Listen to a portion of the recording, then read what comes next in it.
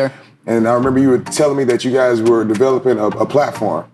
Correct, yep. Okay, well, tell me the details behind what this platform is. So Chainraise right now is a crowdfunding platform primarily. Our goal is to bring companies onto our platform, host the offering, and then tokenize it. What type of offerings or what type of issuers are you guys looking for? And, but 16 years, I mean, imagine if those investors found that project through us. How do I get customer loyalty at my restaurant, right? Yeah. Welcome to my block. I'm John Pittman, the token advisor, but I'm also a bartender at one of the hottest spots in Miami. Here, I welcome guests from around the world to open a tab and hang around for a cocktail and some conversation.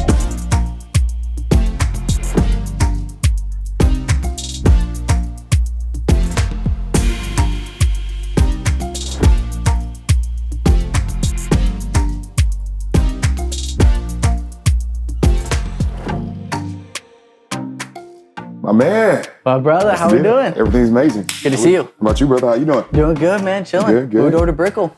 Welcome to this side of town, man. Thank you, man. So I'm Thank guessing you. this is your first time here at Moxie's? It is, brother. Okay, well, I'm glad I get to pop your cherry. Let's go. Go ahead. Normally I make specialty drinks and stuff like that, but since I haven't had a chance to bartend for you, I really don't know your palate.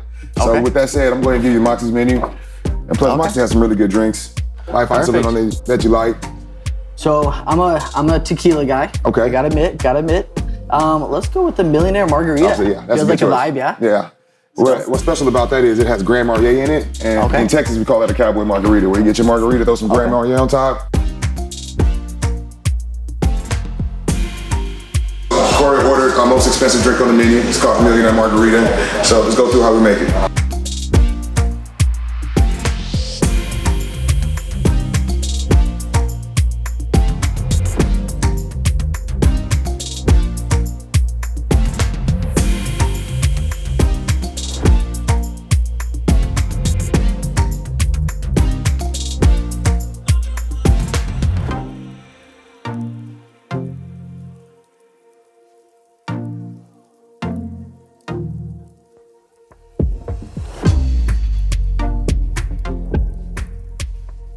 Bam. Here we go, brother. Drinks at 8 a.m. I like it. Yep.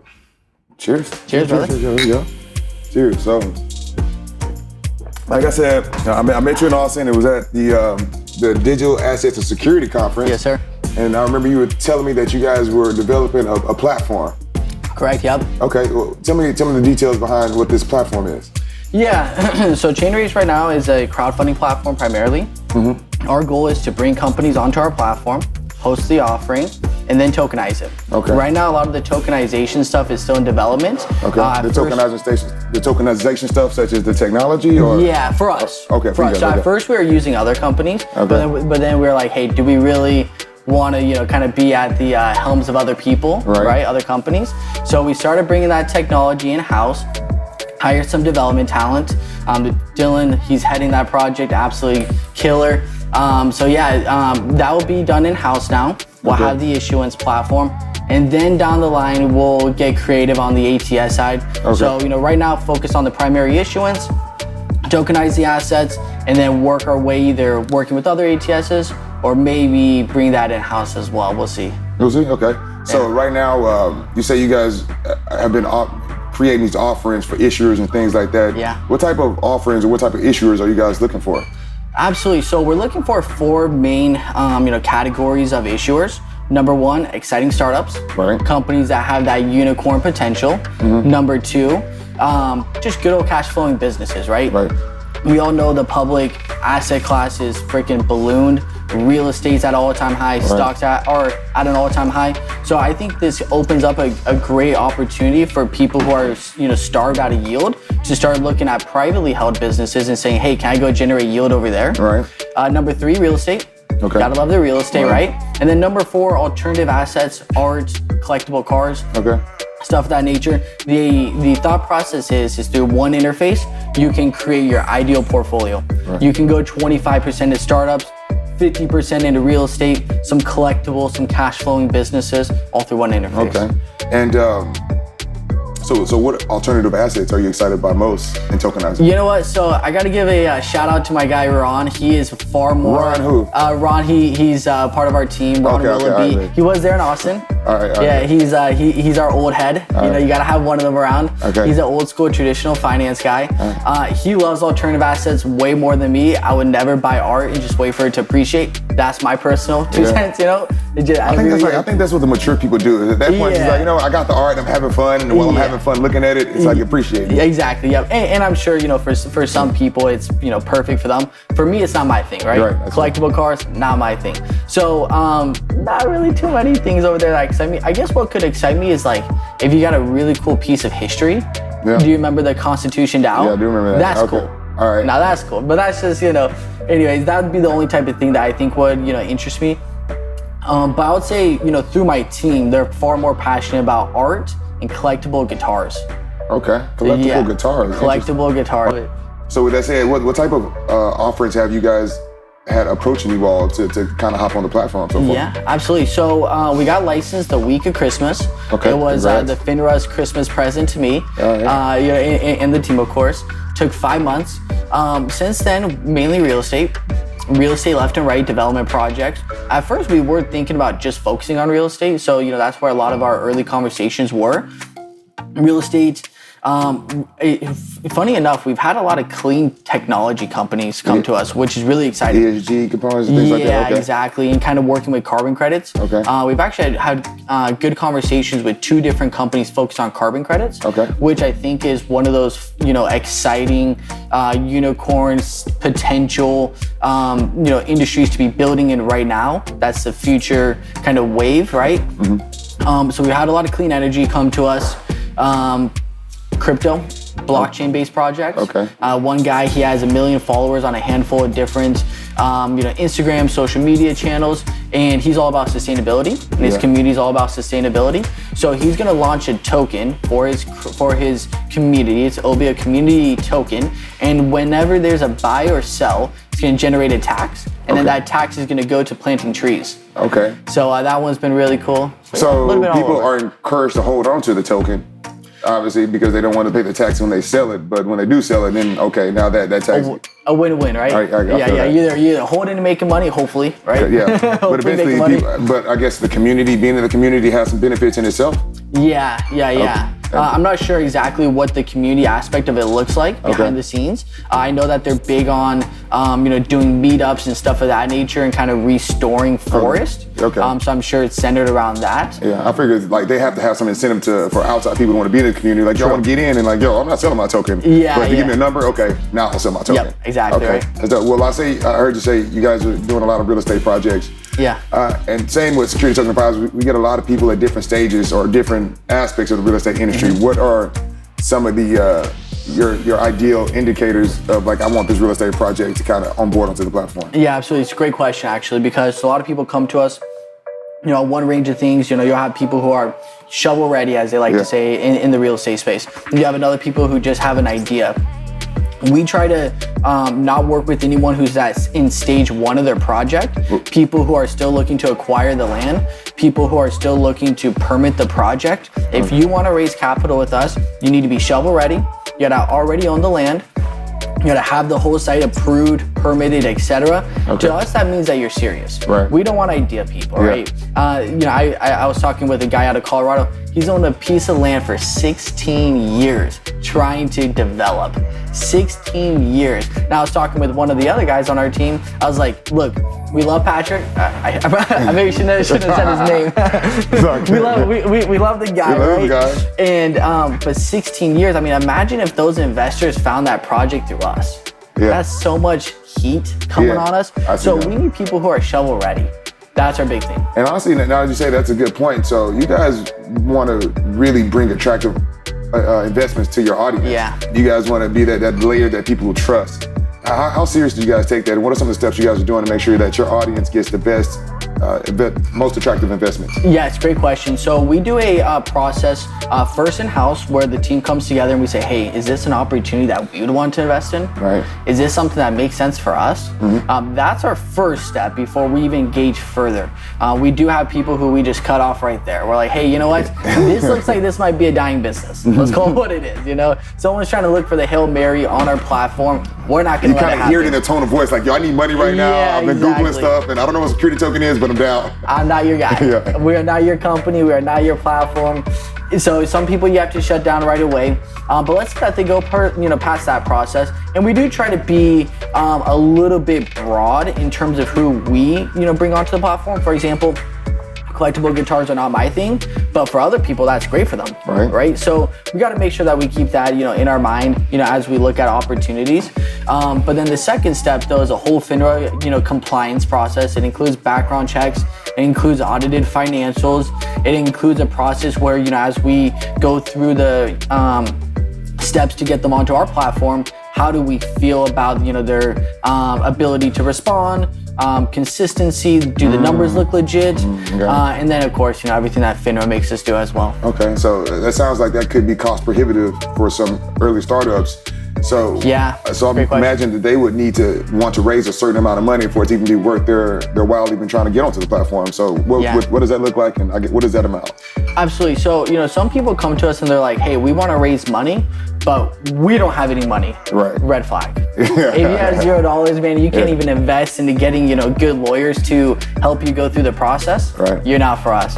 What that number is, it's hard to say for me because I guess every business is different. Right. I would say for anyone to conduct a good offering, you're gonna be looking at around $10,000, maybe but then again, it's very broad number. I'm really ballparking. Depends, how close you are with your lawyers, how much they're billing you.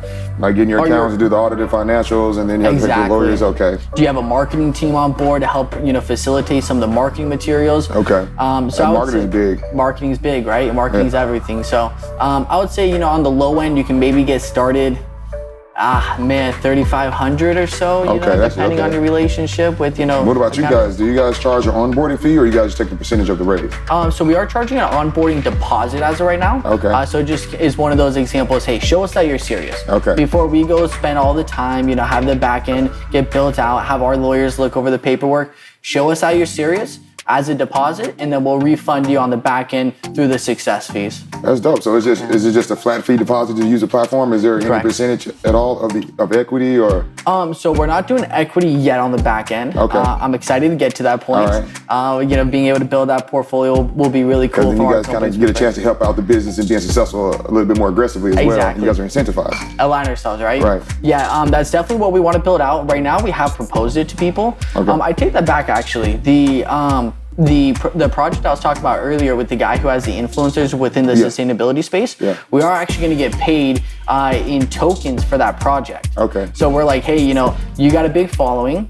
He's I should say not confident. His goal is to 100x the project. Yeah. Hey, pay us in the tokens, man. Yeah. Pay us in the tokens. Let's go over there, Yeah. For us, it should be an interesting way to, A, of course, align ourselves, but B, take the ride with them. Yeah, honestly, that's interesting that he took this route going towards a security token offering versus what we see a lot of people or influencers in this spot go towards an NFT. What was take a sip of your drink. Yeah. Have you even tried it yet? Mm-hmm. No, it's good. Oh, that's good, man. Good. It's fucking fantastic, brother. Appreciate it. But you see a lot of these guys, these influencers, they try to, obviously I have a good idea. I really believe I can raise money for my following. And a lot of them take an NFT route, and we've all in the space of seeing that could be a little bit, a little dangerous. Regulatory wise. So what was convinced him to come towards the security token route? Did you guys convince him, or did he kind of already have a heads up? He came to us ready to go down this route. So here's what he's doing. He's turning the LLC that controls the token project into a security, but the token itself will be a community token. Okay. So he, in the way that he got there is he's working with a lawyer. So the lawyer pushed him down this route. Okay. His goal was to create the token, help plant trees, etc. But the way that he worked it out with his lawyer is tokenized, or excuse me, not even tokenized, just raise capital as a security through the LLC, and then the LLC creates a community token on the back end. Okay, all right, and then people just use it like a utility token, essentially? Yeah, community token. Community token, okay, yeah, all right, that's the word for it, okay. Yeah. So obviously he's gonna bring a lot of people over to your platform, and exactly. So that's gonna be dope, and kind of increasing, I guess, liquidity is what they call it. So what are your typical, what type of investors are you guys looking to cater towards? Great question, and to be honest, we haven't honed in on that ideal customer yet of what it looks like, and I think it's gonna change depending on the offering at hand. We know that the younger generations are looking for more, high ability to create returns, right? 10x's, 100x's, they're thinking big, right? Crypto has kind of brainwashed the younger generation to think 100x is like possible, like on a frequent basis, If you're investing in the stock market, 100x, how often does that come along, right? Probably Tesla, who else, right? So I think when you're going towards the older audiences, that's gonna be more your real estate focused. Okay. They're looking for more your consistent returns, never lose the principal type investors, right? Where the younger generations are like, hey man, my rent's way too much, I need a Hail Mary. So I have no kids, I have no family, I can sleep in the car if I have to. Yeah, they're trying to, make it big, right? Right away, so they're going for the most craziest investments, meme coins, right? So I think it's gonna differ depending on the audience. I also don't think collectible guitars, keep going back to the same one, I don't think that's going to sell within the younger audiences. So I think we're still honing in on what that ideal customer looks like in general, but I think it also shifts depending on the offering at hand. You think that as time goes by and a lot of these primary issuance offerings come out of lockup and people start seeing like, there are gains to be made here, these consistent gains, do you think that might start affecting the temperament of the younger audience? Yeah, it's hard to predict the younger audience because they're in such a different, world than the older audience. When is the last time that you saw a younger person saying, hey, I want to go buy a fixed income asset, right? Something that's, I never want to lose my principal. That's the last thing you hear a younger person talk about, right? I never want to lose my principal. Our younger generations, man, they go for it, right? Is it right? $3,000 on the board at 18 years old on minimum wage? Like, see what happens. I was at a taco shop and this guy, he just pulled me out of nowhere. He's like, you look like you'd be in NFTs. I was like, close. What does that mean? Yeah. Honestly, I think it was this. So I think he was so excited about NFTs that he was just itching to talk to someone else about NFTs, man. He's like, please talk to me about NFTs. Like the seventh person in the day that he came across. Exactly right, man. And then, but long story short, with this guy though, he turned like 2,500 into over 100K flipping NFTs. Liquid or the NFT is just appreciating in value? I think appreciation. I know he's flipping some of them, so I'm sure some of that's in, crypto or some type of, sold out of the NFTs. But the majority I would expect were probably, still within the NFTs. Should probably give the guy a financial advisor's phone number to help him, at least navigate, his newfound. That's a risky way to make it, so he's gonna probably make some bad moves eventually. Yeah. It comes with the territory. But nonetheless, right? You got the guy who's working the cash register at a taco stand, just came up on 100K flipping NFTs, telling me, hey, I might quit my job now. So, with these younger generations, all it takes is one of those stories to kind of permeate out to that network. Now everyone's like looking for that next big play, right? So and you know what? I was talking to the boys about this earlier, working in the bar industry or the food or hospitality industry. Like, we really count on these 17, 18-year-olds coming here and do a lot of the grunt work, whether it be busting tables, whether it be washing dishes and things like that. But now, like you said, these kids, they know that they can go on the internet, they can play to earn games, they can start doing NFTs, and now they got a chance to get rich quick. And like at that point, it's like, I might as well just go work one day instead of 5 days. And so, ultimately, that could bring up just the minimum wage in general as we try to entice these people back into the workforce. Yeah, absolutely. I think that incentivizes two things, is the outcome of that. Number one, automation, right? Yeah. I see, I was on one of the crowdfunding websites. They're raising capital for another company that's automating coffee shops. And that's on my mind here because when I was in Arizona, I had to go to 3 coffee shops to find one coffee shop to have a sit-down meeting because the other 2 were so understaffed with labor that we just couldn't, they weren't even open. It was crazy to see. They're just not even open, wow. They just weren't even open. Starbucks, I'm talking your quintessential. And Starbucks was treating them pretty well compared to other coffee shops. They're giving like scholarships out and health benefits and things like that. And like still, that's not enough. Dude, it's crazy. It is crazy. It is crazy. Automation, right? Yeah. Dude. Tokenize a coffee shop. Yeah, 100%. Honestly, I was watching your Instagram and I saw you bring up a point of tokenizing restaurants and hospitality and things like that, and bringing kind of the customer closer to the business. Yeah. What are your 100%. thoughts on that? I mean, I think in this day and age, you have to say, how do I get customer loyalty at my restaurant, right? Yeah. You know, we're here on one of the busy streets of Brickell. How many restaurants are within one block? I mean, on top of each other, literally. Yeah, literally stacked on top of each other, right? So how do you say, how do you build that customer loyalty to choose your restaurant, right? If I was owning a restaurant, I would tokenize it. And if you owned over a certain percentage, I would try to give you the most premium experience. I mean, people are funny these days, right? Yeah. You bring them a drink that has like the fireworks and a little bit of fire, they freaking love that stuff, right? They do. They want that attention. They want that exclusive. Exactly, right? Put it on their Instagram. Yeah. Now they're gonna start promoting you, right? I would do as many of those things as possible to kind of create a show out of my restaurant that's directly tied into who owns my tokens. Yeah. You know, hey, if you own my token, you get one of the drinks that has the, confetti, the fireworks, the fire, the whatever it is. We had another restaurant around the corner here. The guy did a whole little he smoked a crocodile. Yeah. He was serving crocodile meat. Yeah. Really fire. It was at the barbecue restaurant around the corner. It was funny. We were down at the Everglades earlier in the day. Yeah. We just happened to go there in the evening, and now the guy has like a crocodile, that he's serving everybody. Yeah, exactly, right. And then he made it into a show. So I would try to, and it just brings me to my point though, if anytime you can bring a restaurant, make it kind of like entertainment, give it someone, a reason to want to Instagram it, create a video, but then tie that to a token holder's, benefits.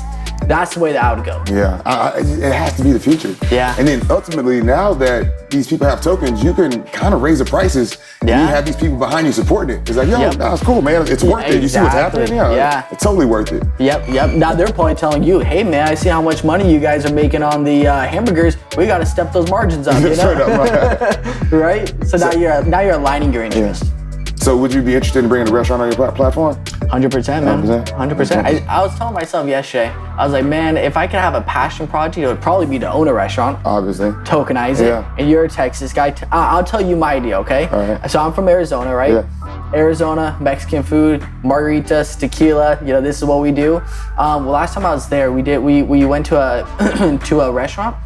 It was a fusion of barbecue and Mexican food. Yeah. Dude, freaking unbelievable, man. If I could take that same menu, kind of class it up to a Moxie's level, And I don't want to be a hater, but the food out here isn't as ideal as I would like it to be. But at the same time, that's why everybody's in shape, just because you're not enticed by having a second lunch because you love this place so much. But I know that the last time I had a chance to talk with you on the phone with Peter, one of the fellow advisors, you said you guys were launching your first security token offering. Yeah, so funny enough, man, it got freaking blocked. It was a kind of horrible situation, bad luck, but hey, it's all part of what happens. Okay, yeah. So the company was issued out of New York, and Prime Trust, which is our escrow agent, is not currently accepting issuers out of New York.